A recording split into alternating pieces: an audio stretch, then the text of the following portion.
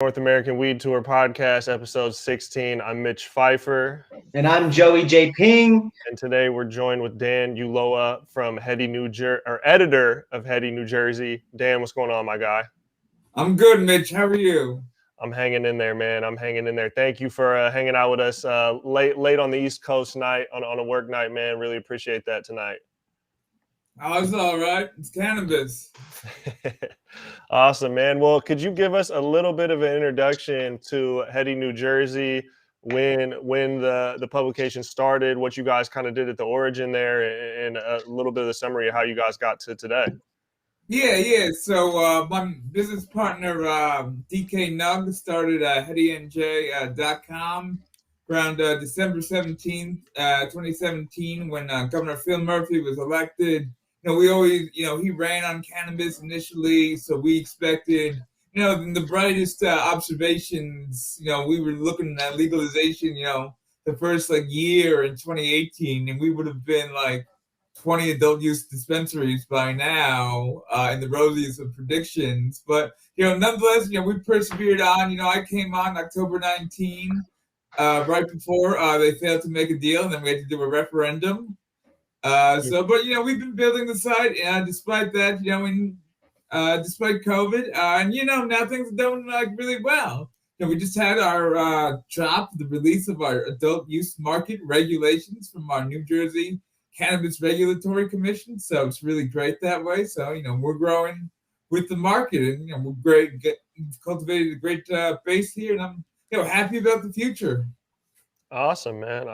It's definitely exciting getting moving from the phase of medical cannabis to adult use. Is definitely a blessing that I don't think we take for granted over here on the West Coast. Every time we travel somewhere that doesn't have it, you definitely don't take it for granted what you got at home, man. So what has the quality of cannabis been looking like in New Jersey? What do you see in the medical market versus what's on the streets out there? What's the quality level you guys are getting? Yeah, so this is how I envy the Westerners. So the medical programs in the West all seemed a lot stronger before their adult use programs came in. So it wasn't as big as a transition. While our medical cannabis market set up under Chris Christie was always horrible, and it's less horrible now, but it's really not where you need to be. So today, actually, our 22nd dispensary location opened in a state of 9 million people. So wow. We need a lot more. Yeah, so we don't have enough dispensaries. The cannabis they have there. So I just became a patient, and it's okay, it's good for my condition, but a lot of people complain about it. They say the price is not good, there's no buy in bulk thing, so it's over $3.50 for an ounce, and a lot of people say, the quality is not there. The quality is on the underground or the gifting entrepreneurs that we have now here in New Jersey. That's where the innovation is. That's where the entrepreneurialism, that's the people, the good people that really care about the values of the patients, that care about the nature of the industry, who really breathe and live cannabis. So hopefully a lot of them will get licenses soon. Oh yeah, once one thing that we've seen in all the different markets that we've been in the various legal states is that it takes time for the best craft underground growers to really feel comfortable getting into the industry. And it makes sense. They make hand over fist cash, cold hard cash in the traditional markets compared to these legal licensed situations. And I say situations because every state is a situation. Legal cannabis is a unique scene in every state and territory and country that it's in. It is different everywhere. You guys have 22 dispensaries for 9 million people. Now, for most people that are watching this here on the West Coast, I think it's safe to assume that we probably know very little about the geography of New Jersey. Can you walk me through where the biggest cities are at in that state, and where are the populations of people that are buying cannabis? Yeah, so we have in North Jersey, across from New York City. I'm in Bayonne, near Jersey City, for example. That's our second biggest city. Newark is across the bay. It's the big population center. And then you have Camden, across from Philadelphia in the South, for example, across then on the East Coast, is Atlantic City, which really is not as big as its reputation. It's really funny, actually. And then we have like a lot of like large suburban towns like New Brunswick. It's like New Brunswick is where Rutgers University is. People know Rutgers usually from football and basketball and whatnot. Princeton is around Trenton, halfway between like Jersey City and Camden in that way. And, that's interesting. Trenton is an interesting place because we have our NJ Weedman there, Ed Forshone, who's been like only the godfather of like the legalization movement one way or another for several years. So like it's really interesting, covering them. And now we have like our government is catching up to this thing, and they realize like how big New Jersey cannabis can be, and it's pretty accepting of getting him legitimate so far. Knock on wood. Thankfully, cannabis, just like other, and I say thankfully in the most positive way possible, but the people relate to cannabis. And they relate to cannabis because a lot of people are getting sick. A lot of people are going through chronic pains. A lot of people are going through mental illness or going through the recession and the stresses of life.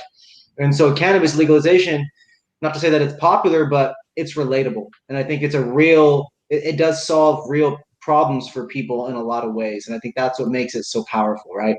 Now, Dan, I've got some more questions about what cannabis looks like in Jersey in terms of, what are some of the strains that you're hearing? What are some of the names that you're getting? Are you getting those East Coast sour diesels? Are you getting purple weed? Do you have the gelatos and the kushes?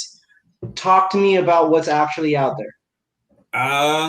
So like people do enjoy sour D. I enjoy gelato actually for my issues, actually for my chronic inflammation, actually. But like a lot of the way like people talk about strains and like wax poetic about them, it's really the underground. Still, we have like we're not like the West Coast where like they say California has a long history of an underground scene. We're not like that, but we have this like flowering of flower right now, and I've seen where you can get like really good stuff and like really good edibles. And it's a really interesting place to be right now for a state. So that like we really did have like an issue with people getting caught for like very little amounts, very small amounts, and it being like really bad. And that fashion, now we have a little breathing room. It's quite a time to be here. Right, and you guys just recently just pushed through, what was that, edibles and beverages, or what was? Talk to us about some of the recent news on some of the legislative changes about the products.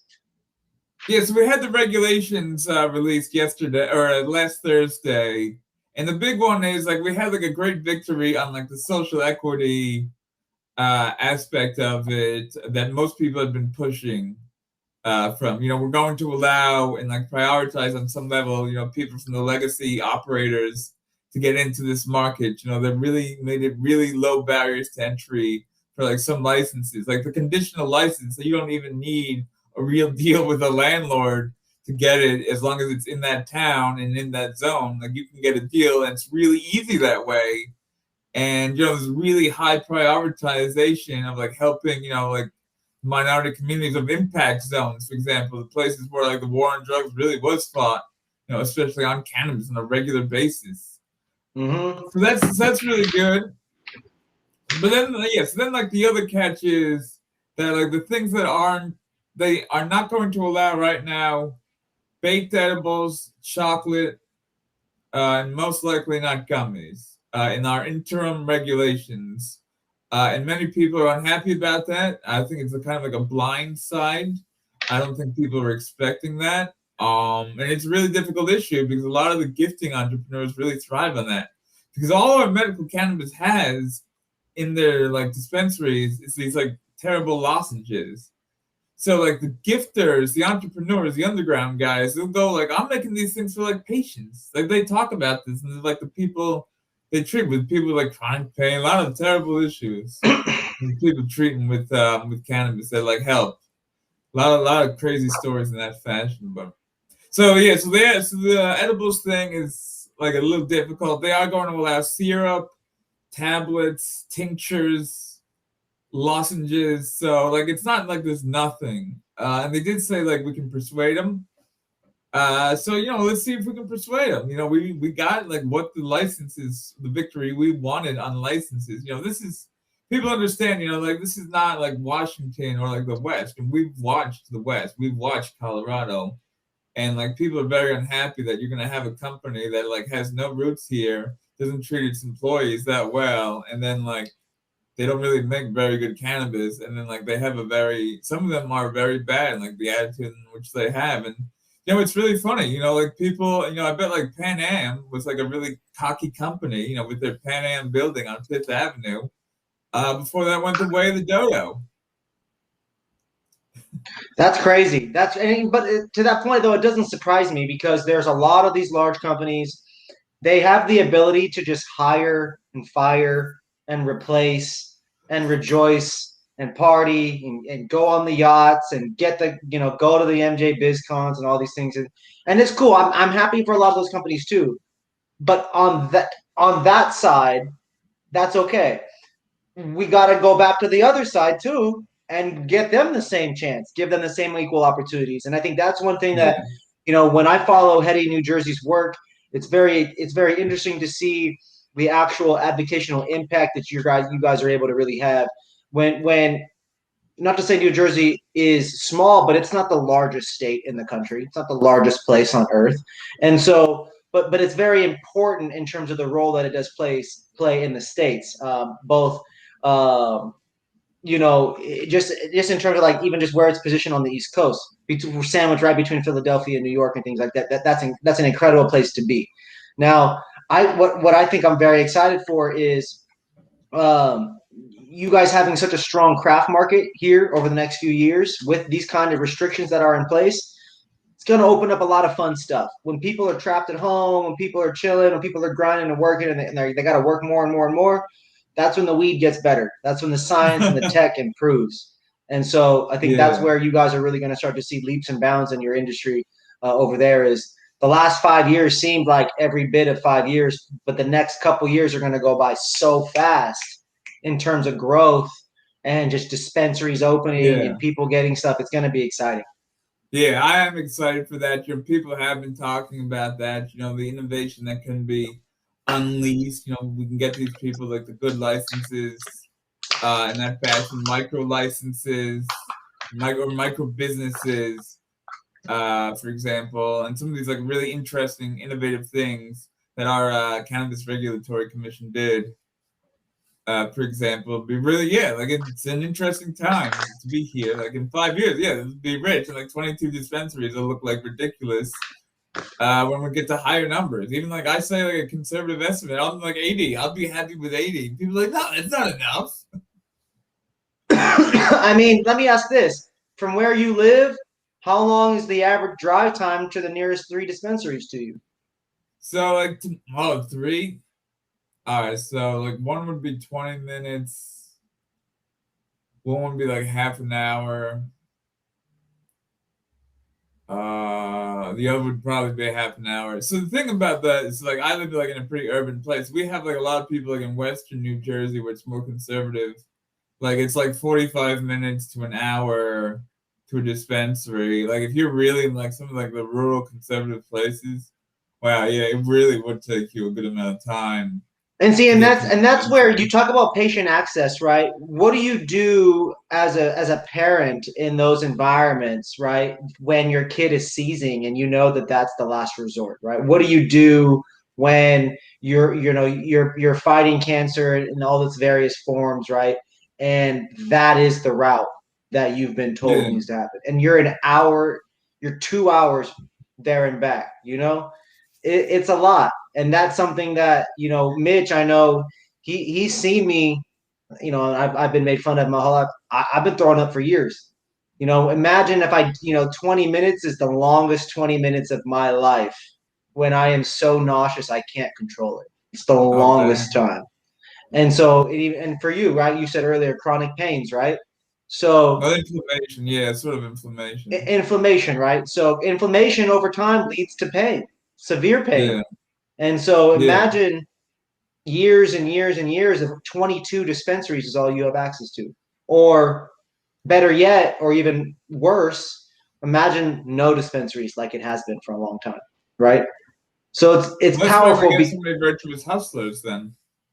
Right, it's powerful, man. The cannabis has to become accessible to people. It's a beautiful thing that New Jersey is involving the community, and that also they have the ability to look at the West Coast and also Colorado and get an idea of how to even run the show.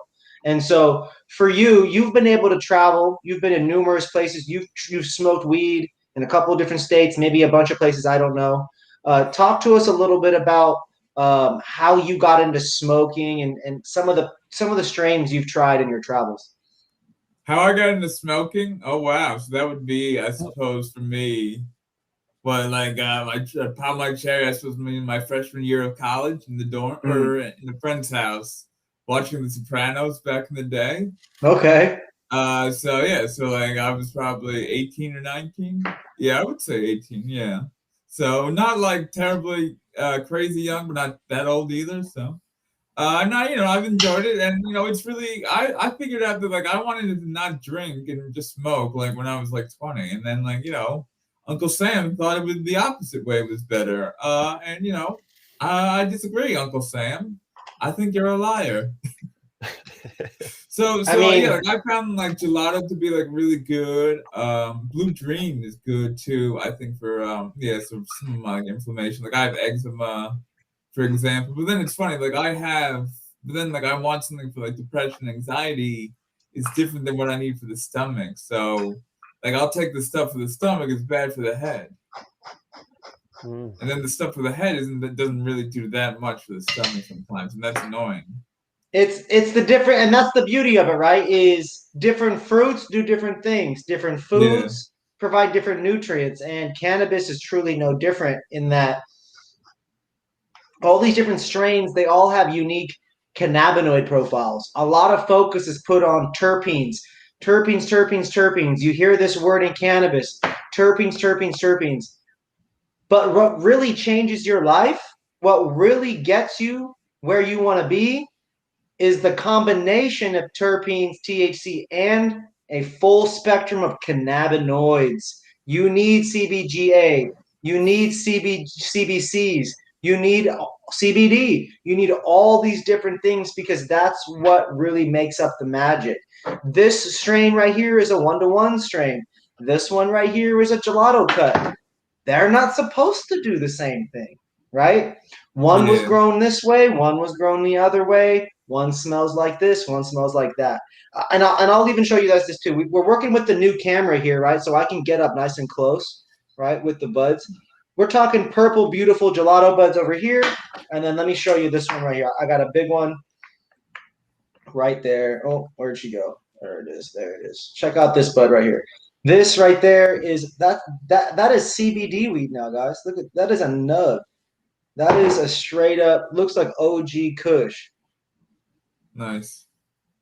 Yeah, there's a great art to like staring at nugs and like the nuances of like really beautiful ones. The smells are totally different. It's super cool. So you guys have edibles out there? Have you been able to try any of the new edibles that are out there on the rec market, or is that not a thing yet? Yeah, so we don't have so like our rec market probably won't open for like until like sometime next year, spring. So we just have our underground market has a lot of edibles. We have a lot of like gummies, for example. People are making like infused mac and cheese. Infused juice is very popular. Where are those kinds of products typically sold at? Is that at a dispensary? Do you have to go to like a farmer's market? No, this is a whole hardcore underground. Well, it's not hardcore, but yeah. So is it like a farmer's market type of sesh, or do you just like Snapchat? You hit people up. How does this work? Yeah, so like some of it like is like a farmer's market type settings, sessions. Like yes, like there are like farmer's market type things, I guess, going on here actually, and it's really hey man, that stuff happens everywhere. It still happens here in LA. I know what happens in Atlanta. I know what happens in Florida, Arizona. It still goes on, except for Washington. I don't hear about it happening up there anymore. It does a little bit. They're still happening. A little bit, yeah. Dang. I haven't been to one. I've heard about it. Yeah. That's crazy. So the trap market sessions are still going. That's exciting. Yeah. Yeah. So it's interesting. But like so our thing is like it's not really illegal though. So we passed a referendum. We passed a referendum. 67% of New Jersey agreed with us, agreed with me. And it was supposed the market was going to open January 1st. That's what it said to the Constitution. That's what we added. We didn't add that there isn't a provision in there for regulations. It was always assumed there was going to be regulations, and it was assumed it was going to be done on time, but it wasn't. So now we have like an interesting, weird situation where our attorney general sent a letter to some of these guys and said, yeah, you're not really gifting guys, though. It's not a gift when it's mandatory. And like just like on the consumer aspect of that, not on the nature of their business and how they're doing business, but like on that specific practice. And then it's been silent since. So like it's a funny time now. It's a really funny time. So they're cracking down, but they're not cracking down. Right. They didn't really crack down that much, yeah. Interesting. So far. Interesting. Just a couple guys got like the guys that got the biggest and wanted to be like they thought that they were gonna be legit, got like a little hurt, but even they're still in the game. So what is the average cost of an eighth and then like a gram of oil? Yeah, so like an eighth is like 60, and then a gram? A gram of oil concentrates. Oh. Wait, a gram of oil? What, like a cart?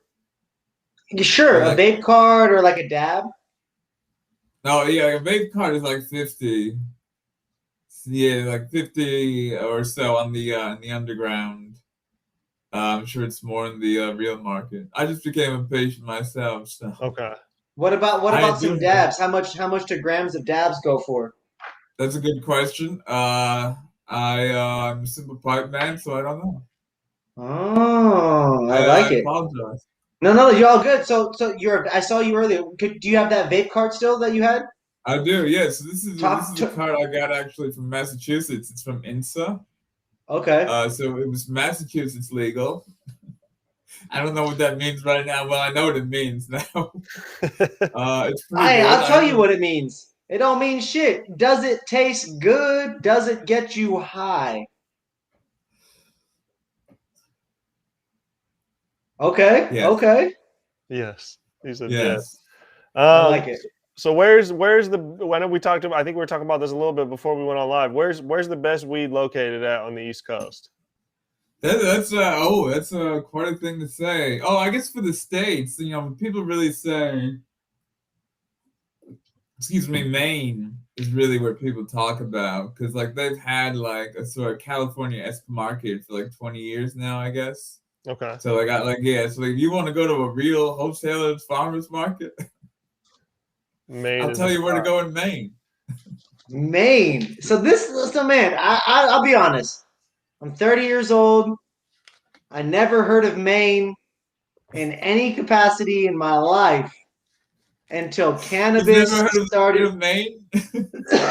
Bro, ain't nobody ever talk about Maine until weed started going legal around Maine. And Portland, now all I hear about is Maine. You know? Huh? I said Portland is in Oregon, not Maine. They got a Portland out there. I've been in Portland, Maine. It's cool. It's probably not as cool as Portland, Oregon, Portlandia land. So I'll say that. But yeah, no, Stephen King and a lot of his movies and books are all based in Maine. Like Shawshank, they're in Maine, and like it is in Maine too. Derry, Maine. Yeah. So that's like their other big thing. Like it's a very like bucolic state. Like this moose. I'm trying to go see a moose next week, among other things. All right. Yeah. So how's the weed looking in Massachusetts? Massachusetts is good. I've been in Massachusetts a couple of times. We went to Salem, Massachusetts, dispensary this year. We went last year too. We were visiting friends. And I liked it. This card is from there. They have like good products. They have like RSO. We enjoyed their flour. It's good flour, I would say. This card is good. Is that a distillate cartridge? This? just a simple man. It's like a vape card. Is it gold? Is it amber? Is it color? rosin?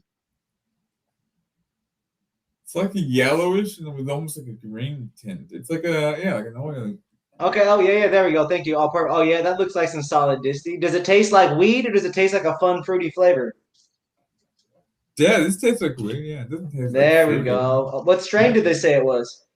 I can't remember. I'm not very good at this. I talk about. It's really funny. I talk about a lot of the politics, the business, the law around the thing, and then I'm really in awe when I talk about the scientists tell me about the trichomes and all the things there, and then even with the growers. I love talking to the growers and learning so many new things about the plant and whatnot, and how you make the plant, cloning and genetics. That's we're not I'm not at that part. I came into cannabis through politics and little brown bags, and a little green in a pipe or a blunt, not not analyzing it, unfortunately.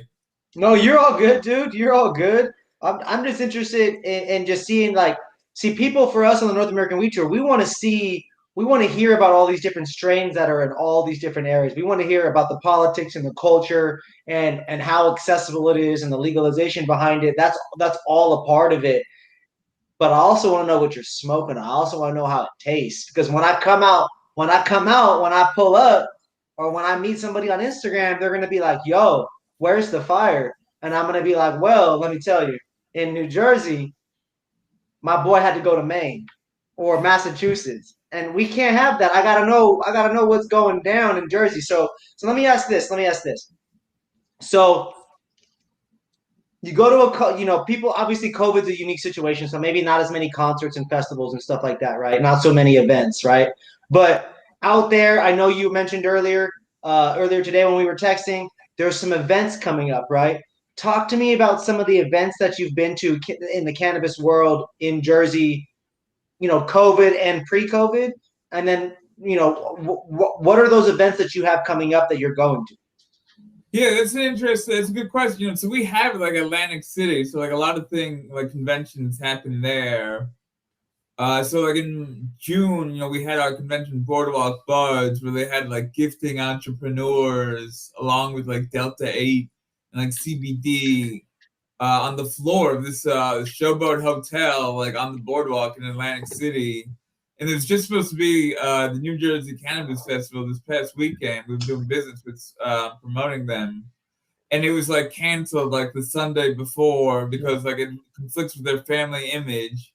Because the Showboat, midway through planning of 2 cannabis conventions, they're no, we're trying to be family friendly. We put in an arcade, there's a circus. But then NECAN, which is supposed to be is one of the ones coming up, October 2nd and 3rd, is going to be there. But I guess a business conference isn't the same as a festival that way because it got a little wild at the end of Boardwalk Bud. So these things happen, but and then we have a Real Cannabis Entrepreneurs Good conference coming up in Newark around mid-October. It's an interesting thing with a lot of our luminaries, Marijuana Mommy founder Jessie Gill. She does MJ Biscount stuff. Tiramisu, different people like that. So that'll be then local people, and that that'll have a good party. On the DL there. Some fun sessions and innovation. Hell yeah, as one has. So do you feel like the people of New Jersey are going to be passionate about smoking weed that was grown in New Jersey, or is it forward thinking towards once national legalization's a thing, do you feel like people are going to strongly desire West Coast cannabis? That's a good question. I would say, I think there's a little bit of market for both. We have New Jersey. We're very proud that we got the highest percentage of the state to vote for our referendum of the cannabis referendums. So cultivating New Jersey craft cannabis in those businesses is a passion of many. To see what our growers can do in our indoors and our greenhouses and the businesses they can have. Nice. That looks good. But then, yeah, like in the future of federal legalization, I think there definitely is like a lot of people that would like that, to see like people do wax poetic about like West Coast strains, and sometimes we get some good stuff, sometimes we like the good stuff to get like without a hassle. Yeah. Mhm. I would love to smoke some New Jersey sour D, New York sour D, all the different like things, all the different strains that people are known for, or like these areas. Like to me, a lot of culture was built on word of mouth. You buy this Yeah. bag you buy a sack from somebody. They got it. It was some sativa that had a little bit of gassiness to it. It was some sour D back then. And that's where it's like when weed goes legal, I'm gonna be one of those tourists. I'm gonna be one of those smokers that like I pull up in a city or I travel somewhere and I'm trying to drink a local beer. I'm trying to eat at a local restaurant. I'm trying to go to a local concert and I'm trying to fucking smoke some locally grown weed. And I feel like that is like when you find as a weed smoker, I feel like when you grow to that level of like, man, I'm an adult, I get to travel and smoke weed from all over the world. To me, I think that's a bucket list situation that people really never thought of before. Outside of like, oh, I'm gonna smoke weed on the East Coast, the West Coast. Like, oh, I'm gonna go to Amsterdam. I'm gonna go to maybe Spain, maybe. Like for the most part, like that's all you heard. Afghanistan. I want to go. Smoke some of the Kush out there. Like you never really thought of like, all right, I want New Jersey. I want Maine. I want Michigan. I want Florida weed. I want genetics from Texas. I want all these people are gonna find certain strains that are gonna perform the best in each of these areas. Yeah. Yeah, like Oklahoma weed. Like everybody like says like their market's doing well. Like how's this stuff out there? And that's why we created the North American Weed Tour, bro. Is we want to be able to showcase this culture. Even you tonight, like you bringing out the vape pen and stuff like that. Yo, there are vape carts available in New Jersey for sale. That's a real thing. If you didn't know, now you know. You go to Massachusetts, there's vape carts there. It's a thing. You need to get your medicine. We're here to tell you right now. Dan is living proof. There is medicine available on the East Coast and the Northeast. This isn't a hoax. This isn't the media lying. We are the media in cannabis. You can go buy weed there. Yeah. Yeah. Simple as Yeah, that. it's interesting. Yeah, the nature of like a card show, you're able to be discreet in that fashion. And then, but like our thing is like, it's interesting because not everybody wants to smoke. Not everybody really likes flower. There's a lot of work that goes into like grinding a plant. Like use like your be dexterous hands. So like we're gonna roll that. It's a lot of work. If people just want like a drink, you take a drink. You want an edible. You really want it strong. So that's gonna be like really interesting to see like how our market like plays out. Especially if you can get like something where it's like the candy, where they say like it's like a Starburst. Like the more it's in your mouth, the more you taste the flavor. It's like that's the way like the infused weed candies work too, for example. So that's like really interesting and like really innovative. Especially like we're not allowing like people smoking on our streets. Like New York City, you want to go smoke in New York City on the street? Go have fun. You're not gonna get in trouble. Not here. You get in trouble. You gotta be a little more discreet here. And that's that's like a thing, and like people are saying like, oh, we're going to New York, we're smelling it everywhere. Like I like the smell of it everywhere, so you guys might like the smell of it everywhere too. Nobody's dying for the smell of it, it's just let's just smell this flower now here. People do have allergic reactions, and I do believe the issue with smoking in public comes down to a lot of actual fire code issues. A lot of public property is overlapping with other 25-foot fire code regulations. You do have to smoke 25 feet away from doors, cigarettes, right? So it does a lot. Mitch and I come from events. A lot of times it comes down to fire codes in terms of like physically being able to smoke or do consumption events. It's like the one tricky area. I know California actually has event licenses that kind of supersedes some of those situations. But I mean, again, that's what's cool, right? Is all these states are legalized in their own unique situations. And with you there in New Jersey, what are some things that you've noticed that New Jerseyans? What's the phrase? Yeah, you would say New Jerseyans. New Jerseyans. So for New Jerseyans that are there, what are some of the most what are some of the key things that you guys really care about in terms of like cannabis as it kind of unfolds? Well, yeah, like we're really looking for like social justice here. I think like it was really like the heart of our campaign and heart of our legalization. So like I'm Peruvian and I represent the Latino Action Network, like in like legalization, cannabis policy.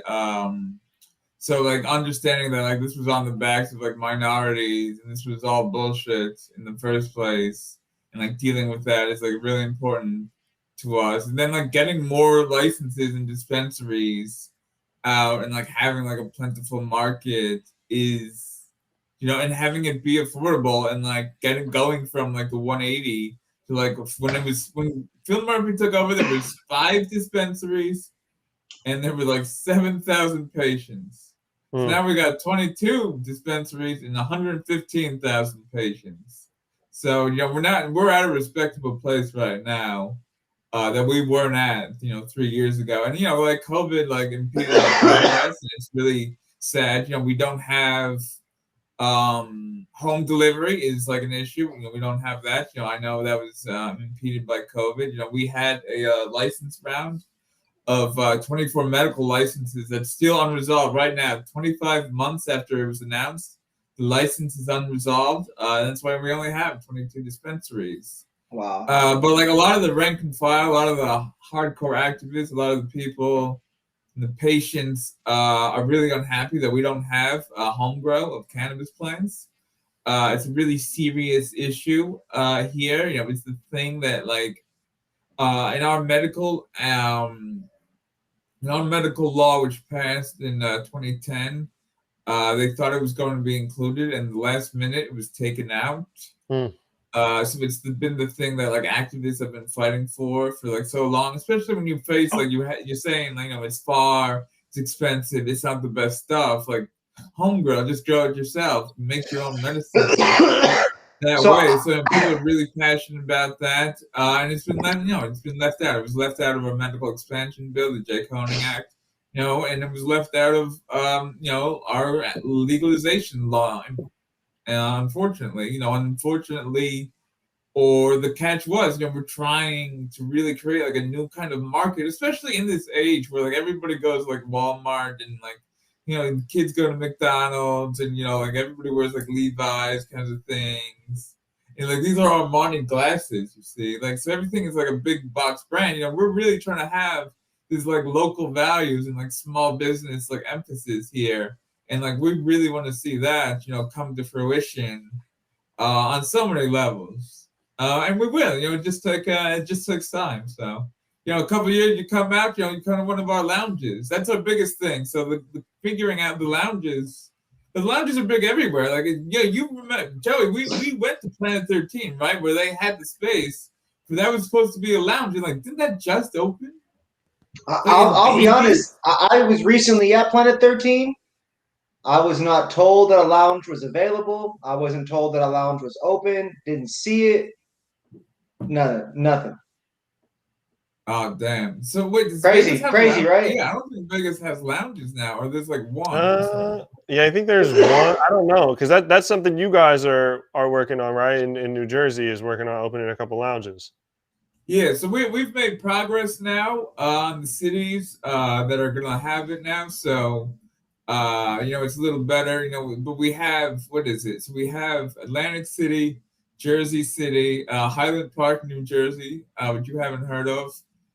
What's it called? I feel like rappers have mentioned Highland Park, Mitch. Hoboken and Trenton. So yes, we have 6. We're gonna have 6 cities right now that are gonna have lounges. It's an interesting thing, a lounge. New York City has a couple of those. It'll be interesting to compare and contrast. And like I'm excited to compare and contrast like our lounges here. Like I live like 20 minutes from where a lounge would be in Jersey City. I'm excited to go. Highland Park is near my hometown, so like, I'm excited to go, visit parents. Go to the lounge. Lounges in Trenton. Be fun. That sounds so dope. Yeah. So we have had these victories. There might be like a couple more like shake out. A lot of people. We had a weird provision in our law. We want, like, after all these delays of our medical market, we want things now. So like there was a law, like the towns had 6 months to decide their cannabis policy. A lot of these towns thought that it wasn't enough time, so they're like, we'd like some more time. So we have like temporary bans. So like that's like the percentage of the towns that don't like cannabis right now, or like are iffy, are high. But like we're expecting that to lower, as time goes on, as there's data, because like people are asking like, where's the data on the money?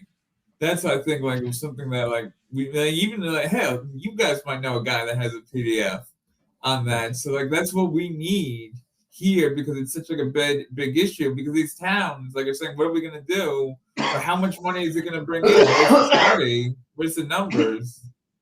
And it's hard, when that's evidence. People like the idea of studies and like science.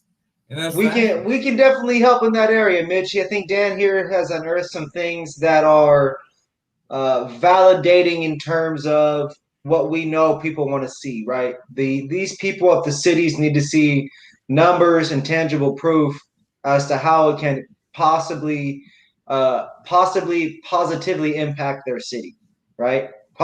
Bring in and provide more tax revenue, provide budgetary increases to their infrastructure budgets and to their arts programs and to the teachers and energy and whatever issues and stuff. I think if there's a way that cannabis can be modeled to show how it does help those things, I think that's where they win. And obviously that's what that's what these what are the people called that go and lobbyists. That's what these lobbyists are supposed to be putting through. So hopefully these lobbyists that are out there are listening, man. Tap in. Again, everybody, this is the North American Weed Tour podcast, episode 16. We've got Dan Ulloa here, man, rocking in with us late at night into, he's out in New Jersey. Again, where are you at exactly? I live in Bayonne, New Jersey. Yep, there we go. 20 minutes from a local dispensary. There are 22 dispensaries in New Jersey currently. He said there are more than 20 other licenses lost in the sauce, waiting, paused. Who knows what's going on except for the people running the show? It's so frustrating because that's another thing. Where's the transparency in cannabis? And this leads me to my next point, Dan. What do you know as a customer? What do you know as someone in the media about the testing of the products in your state? How confident are you that the dosing you're buying is accurate? The testing is accurate. Oh, from the dispensaries? Not very slow. So like I wrote a story. This is actually really great. So I wrote a story about a guy, I believe his name was Carlos, who bought moldy cannabis flower from Cure Leaf dispensary in South Jersey, and he got pulmonary issues, like lung issues, whooping cough issues in that fashion from it. And there was subsequently a recall issued of that cannabis, and there's only one lab right now, the state lab, they say. So like there really isn't a lot of testing. There aren't a lot of labs. Like I know a lot of people that want labs. There are a lot of people that are doing like a hemp lab right now, like in preparation of getting like a real lab going soon. And yeah, like it's an issue, like so our New Jersey Cannabis Regulatory Commission, I'm gonna give them the benefit of the doubt right now. They're good people. Now we're ahead of New York. We're beating New York because we have our chair of our commission is Diana Waynu, social justice advocate with the ACLU on legalization. Before she became staffing for Governor Murphy. So like we have that. Well, New York doesn't have that. So we're gonna beat them. And then now with the resignation of Cuomo, we probably have a year on them at least right now. So I'm really happy about that. And hell, we might even get homegrown in the fall, so we'll beat them on that too. We'll have the first New Jersey sales and the first legal New Jersey plant grown before New York can do it. Right. There's a lot of tape. There's a lot of bells and whistles in New York.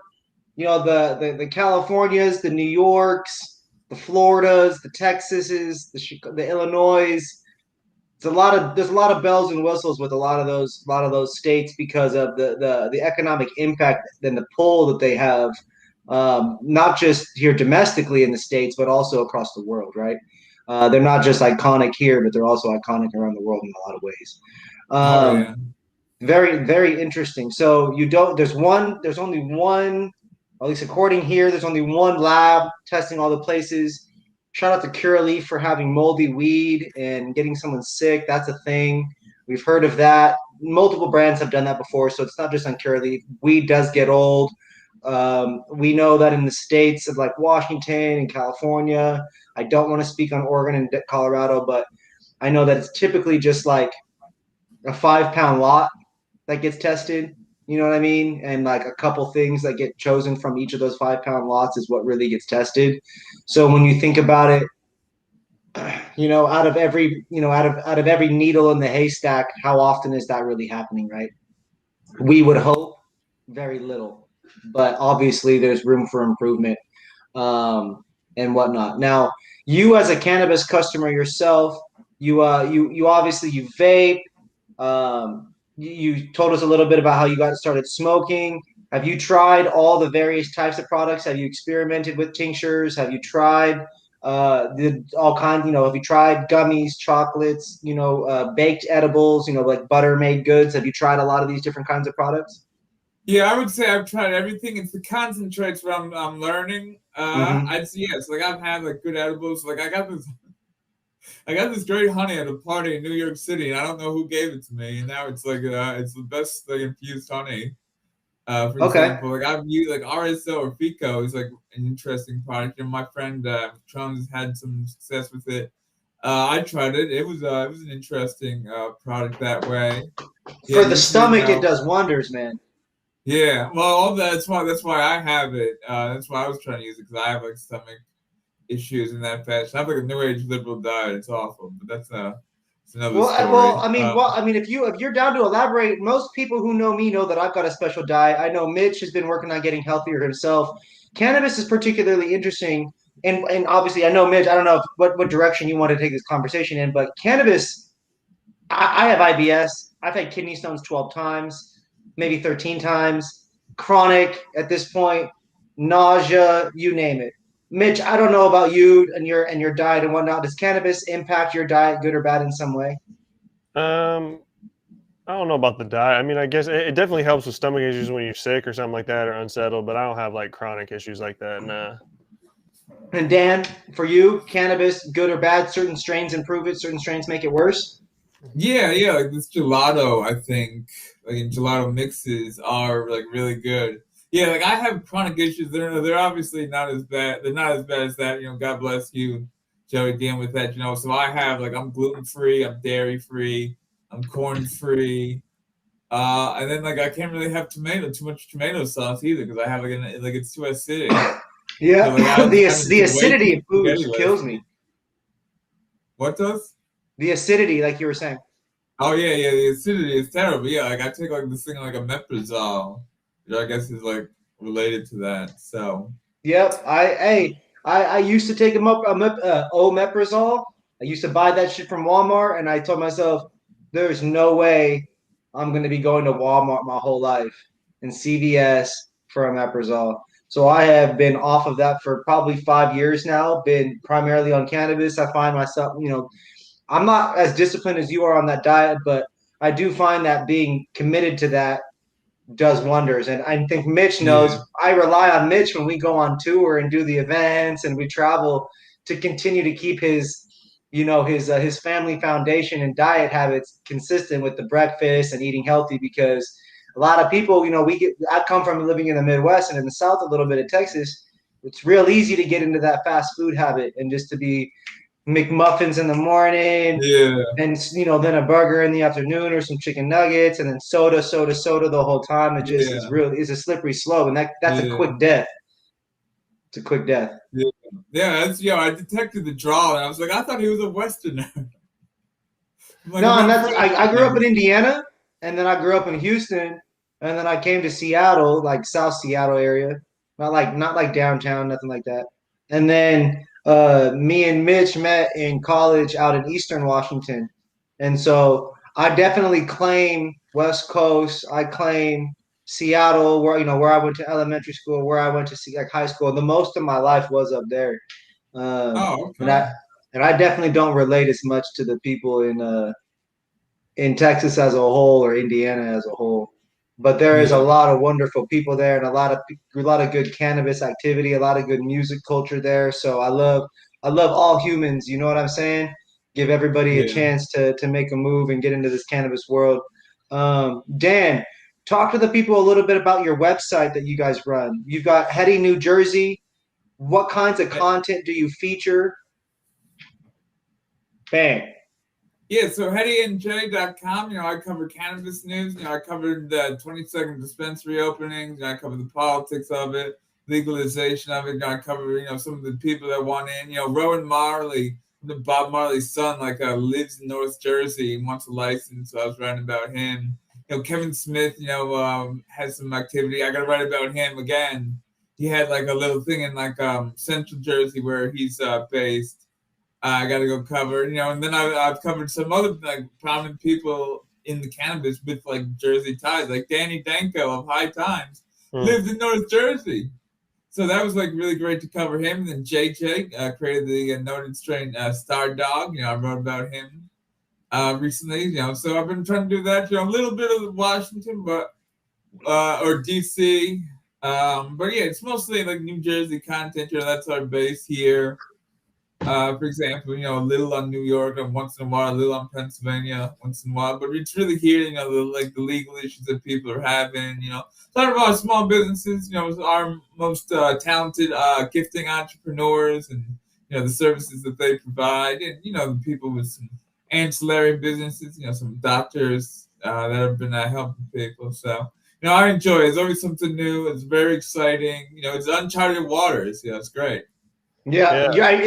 From the moment I met you, I knew that you were a writer through and through. You came up. I had never met anybody in my life that came up and said, "Hello, my name is this, and I'm a writer.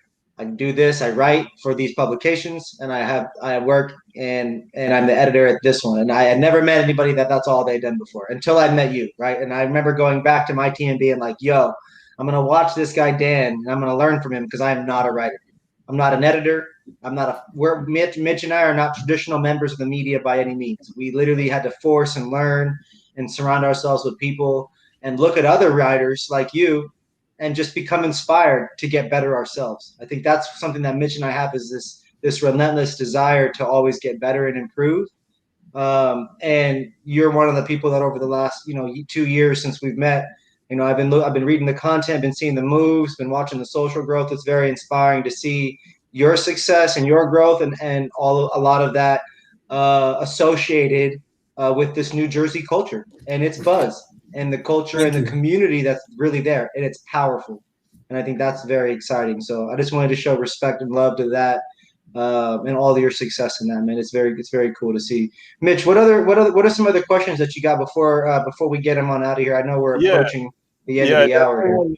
I definitely wanted to touch on, the craft versus commercial. You're calling it gifters, which I totally get why it's called that, but that's not a term that I'm used to over here on this coast.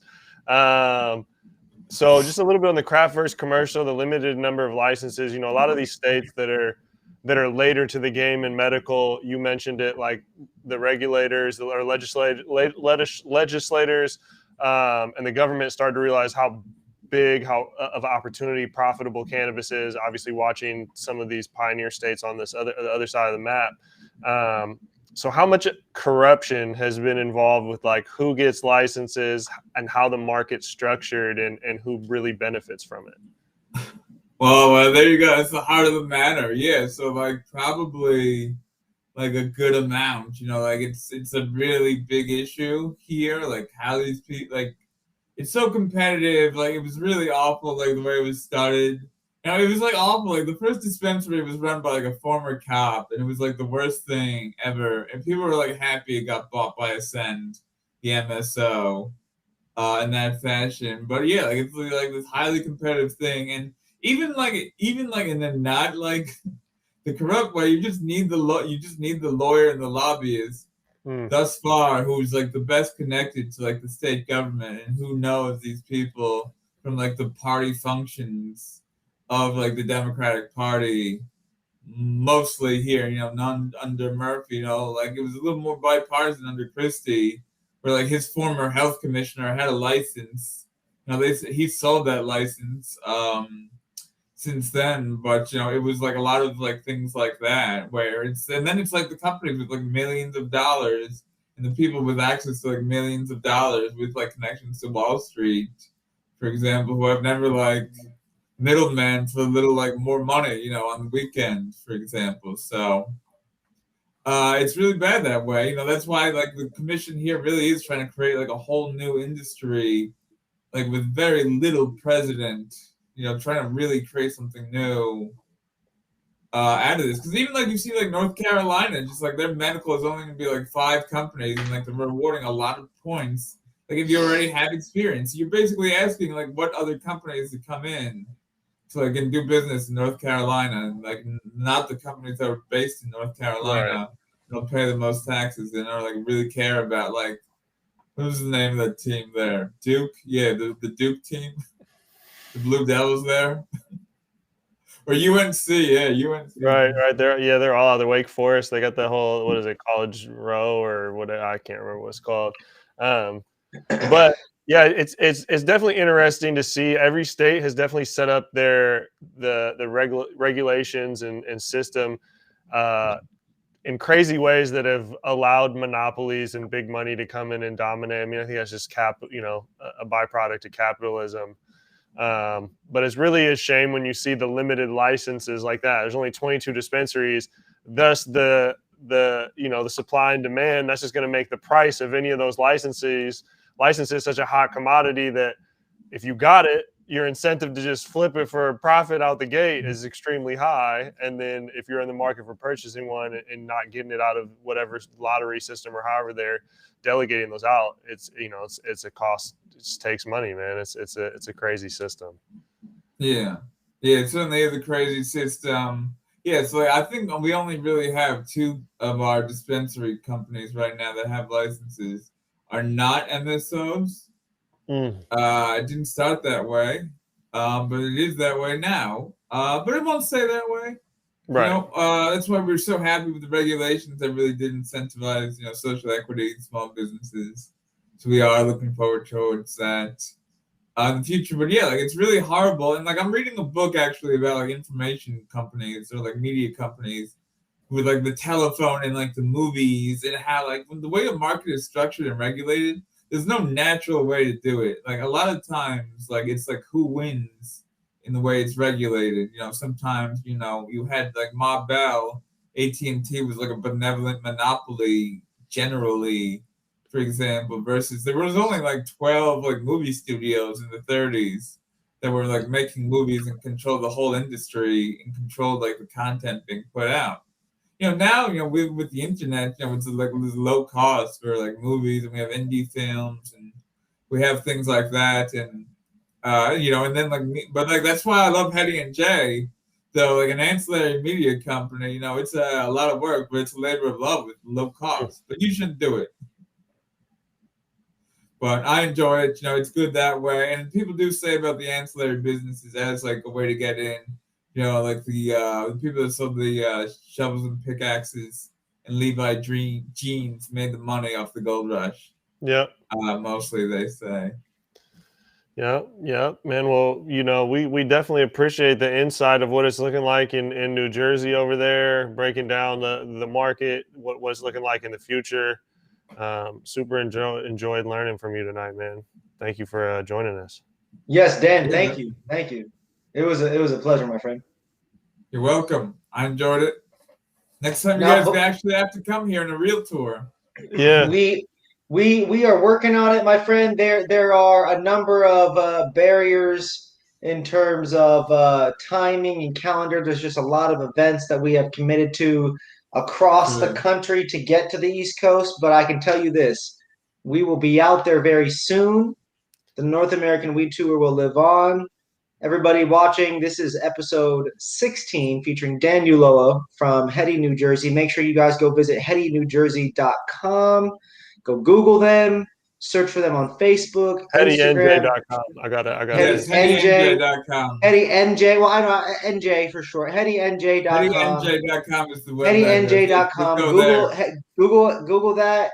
Facebook it, Instagram, Twitter it, YouTube it. everywhere, all places. Make sure you share and tweet all their articles. Dan and his, I don't know how many people on your team, but Dan and your team, they really care a lot about this. So if you guys need anything, be sure to reach out. If you're a company in that area, be sure to reach out. Dan offers a number of services and is an expert copywriter and can, of course, redirect you to other people if you need it. If you need any help, he knows a lot of really strong people in this network. So, Dan, again, thank you so much for your time. Very much appreciate you. I look forward to connecting with you again in person. Hopefully, we can get out there to one of those events that are coming up soon. And man, we're gonna have to get you on hopefully here again at the end of the towards the end of the season. When some more of these New Jersey companies come on. Yeah, definitely. Yeah, this is great. Yeah, thank you for having me. Yeah, it's always great, connecting with Westerners who have like more experience, like in cannabis, in formal cannabis, versus our humble undergroundness right now, mostly. Yeah. You guys are out there killing it, man. It's an exciting time. This is all the growth. We're all babies right now, learning how to talk, walk, spit, crawl, eat, and hopefully grow some fireweed that smokes good. You saw me dying over here, man. I was trying not to cough when you were talking. This shit right here had me choked up. Look at that. The dragon. I love trash. that logo there. They're not even gonna allow its mascots. Yeah. This is illegal in Washington State. I don't think it's legal in California, but by the time they catch them, they will already have made millions. True. Such is the way of the Cali market. Well, definitely appreciate you coming out again, Dan. Episode 16 of North American Weed Tour podcast. We'll be at everybody soon.